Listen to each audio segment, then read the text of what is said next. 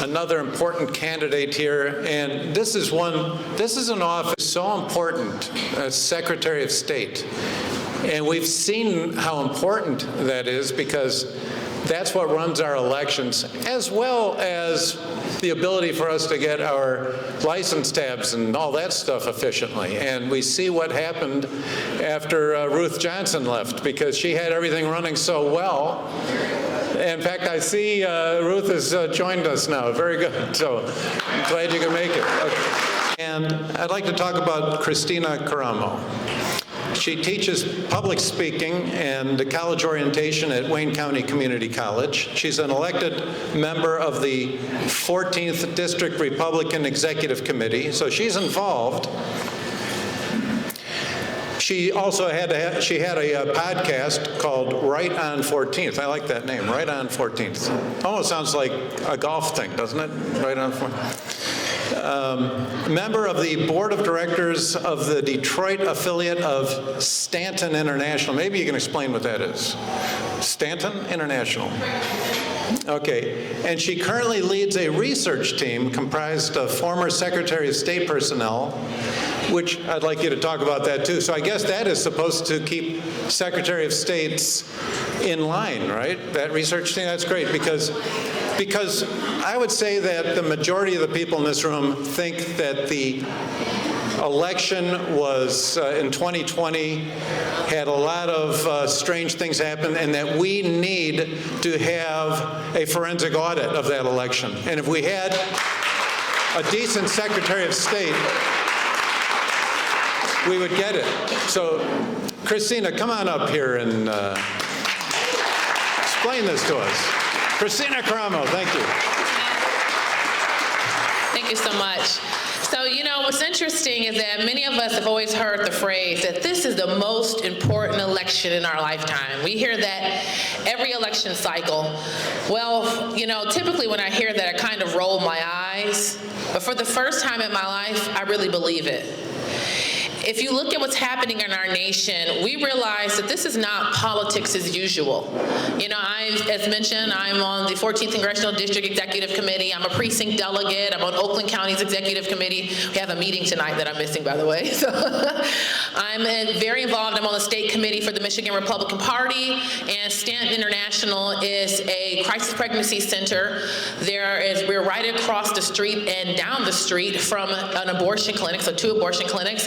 I'm also on Right to Life's Black Leadership Committee, so I'm involved. And you know, you get involved in politics not because you need a hobby. I could think of lots of things I could do as a hobby, but you get involved in politics because you love your nation. And I don't believe in just sitting around and complaining about what somebody isn't doing. I'm gonna do it myself. But for the first time, I think more Americans than ever, which I've realized if you've been involved in politics, we've realized it for a long time. But I think that more and more Americans are realizing that the opposition they're not loyal. They hate our country. And that's the reality that we need to accept. You know, I've seen videos of young Americans saying that the Constitution is terrible. And I'm thinking to myself, have you ever read it? Obviously, they have not. What problem do you have? Do you have an issue of freedom of speech, a right to redress grievances to your government? What issue do you have? And it's become clearer to me more than ever that the 2022 election is so important because we have people who hate our country running our government. That is terrifying. America is so big and so powerful that you cannot invade it. You have to blow it up from the middle. And that is why in the 2022 election, we can't just have anybody on the field. We need to have our best team on the field. That is why I'm running for the office of Michigan Secretary of State. Because I know not only will I return the rule of law to the office of Michigan Secretary of State, but I will help every Republican on the ticket to win. It is so important that we get people in there who can beat the Democrats. Because Jocelyn Benson,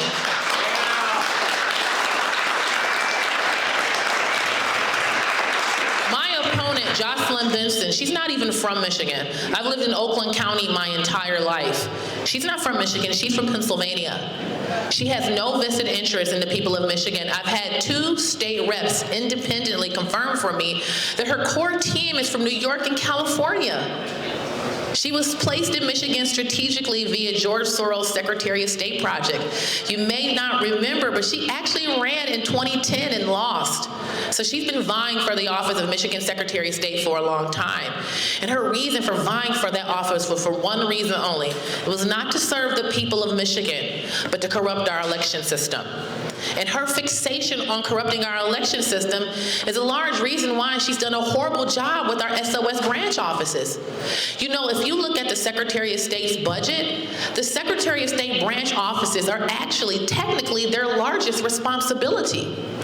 And she does not care about how you have an individual who needs a handicap placard and they have to wait months to get into the Secretary of State's office. That's no concern for her.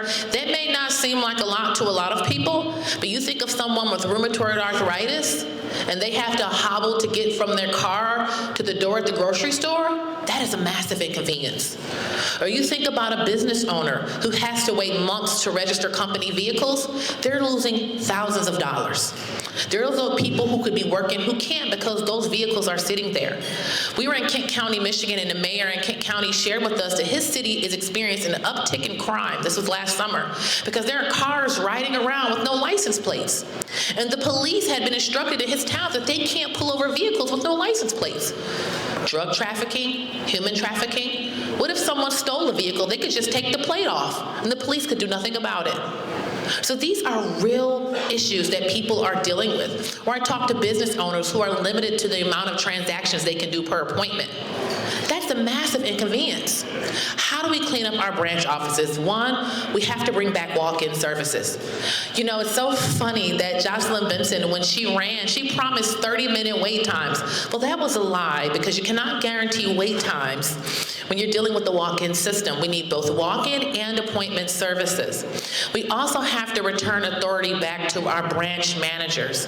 And that's been a massive problem. Jocelyn Benson has taken away authority from our branch managers, and now everything is about metrics. It's not to say that metrics are important, but that should not be the number one thing that dictates policy, because every community is so unique. So we've done about 180 events across the state of Michigan, and that's been very important so I can talk to people from all walks of life. You know, the Secretary of State does all types of things that people don't think about, like registering vehicles that people have made themselves. There are so many little things that they do, and every community is so unique. And so the branch manager, they know their customers, and they need the ability to service their customers, make decisions that's best for their branch offices. Because again, every community is so unique. You know, the Secretary of State does about 12 million transactions a year, and about 8 million of those are done in branch offices. Now, with a little under 10 million people in the state of Michigan, it's very obvious that many people go to the Secretary of State multiple times. Those are business owners. We also need to improve the flow of operations. And that comes from giving the branch managers the authority to make decisions that make sense for their local communities. When people walk into the Secretary of State's office, they need to know that we care about you. We care about you. Good governance, and that's not happening with Jocelyn Benson. What's so interesting about Jocelyn Benson, when, you know, more public outrage, and one of the things that I find to be really troubling with people like Jocelyn Benson, they're not moved by what's best for the people of Michigan. They're only moved by what's best to help them keep their seat to power or advance their personal agenda. So when there was a lot of public outrage regarding these late fees, now you think about it, when you don't renew your plate on time, you may have a late fee of $20. But when you think of someone who has a dump truck or someone with an agricultural vehicle, those late fees are exponentially higher. And when you think about how much revenue the Secretary of State brings in for the state of Michigan, according to the latest figures from the governor, the Secretary of State brings in $2.9 billion a year for the state of Michigan. And of that $2.9 billion, only 7% actually goes to running the Michigan Department of State. And with that being said, 93% of those dollars go to the general fund, fixing the roads, which is a complete farce, okay? Things like taxing schools and other vital services. interest, which who knows what that is. So there's a vested interest in failing to actually run the Secretary of State branch offices in an efficient manner to prevent you from being unjustly charged late fees. And the Benson, after there was a lot of public outrage, claimed, oh, we're going to refund people the money. How? How are you going to get that done? How many tax dollars are you going to waste? How are you going to differentiate between an individual who is paying a late fee because of their failures or yours? That comes from failed leadership.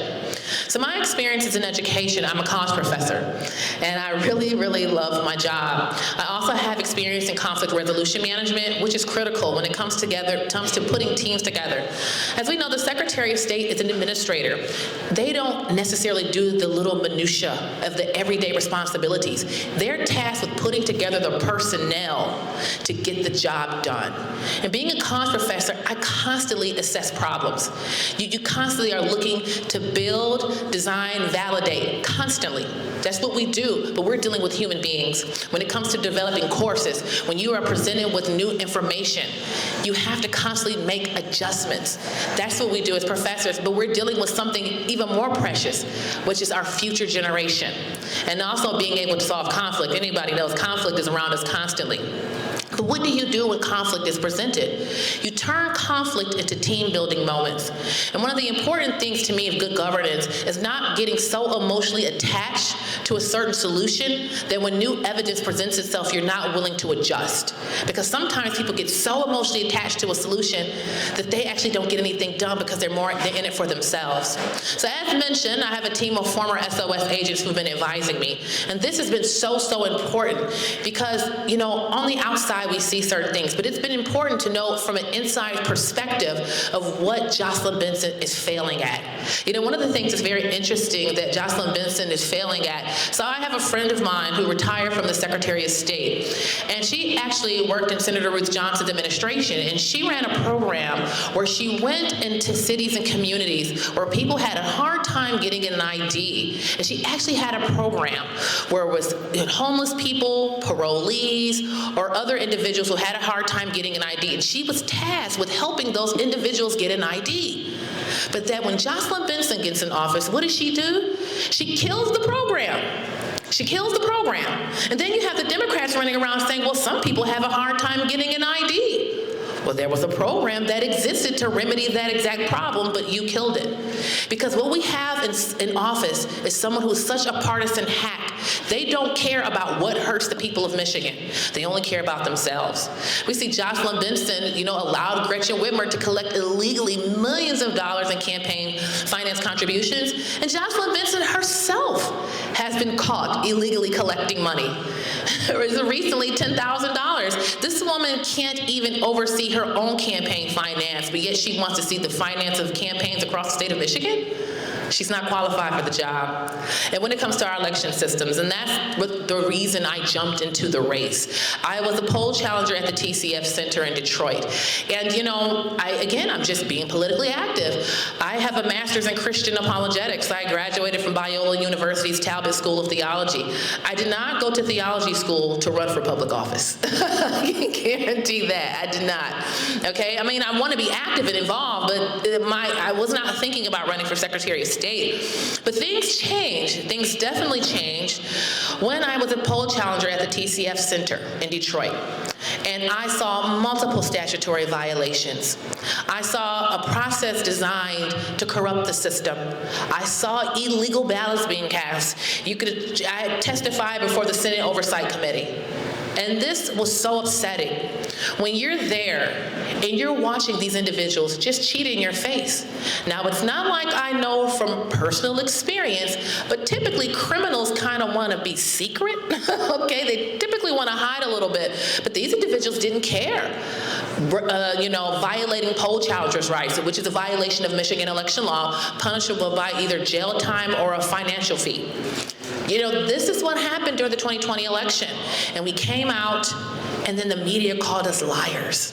Can you imagine watching a crime occur in your election system, and then the media turns around and they call you a liar? And then they say there's no evidence. And my response, if eyewitness testimony isn't evidence, then we need to open the jails of America. Because there are lots of people who are sitting in jail right now based on eyewitness testimony.